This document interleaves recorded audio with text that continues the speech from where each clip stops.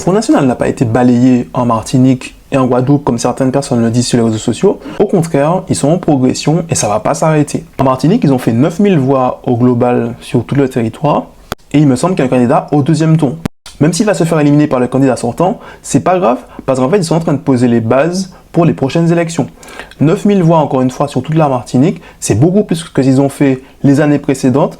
Auparavant, c'était inimaginable pour le Front National de poser les pieds en Martinique. Maintenant, ils ont des candidats aux législatives. Certains passent le deuxième tour et ils font 9000 voix sur tous les territoires. Je ne sais pas si vous imaginez la différence. Ça veut dire que c'est une progression. Et ce qui va se passer, c'est qu'aux prochaines élections, ils auront de plus en plus de candidats, ils vont se structurer, et notamment toutes les élections régionales, qui sont des élections à la proportionnelle, ils vont pouvoir avec des listes sur tous les territoires, et je vous rassure que 9000 voix, peut-être potentiellement plus, 10 000, 15 000 voix, ça va permettre d'avoir des élus à l'Assemblée régionale, et petit à petit, ils vont commencer à avoir plus de pouvoir en Martinique.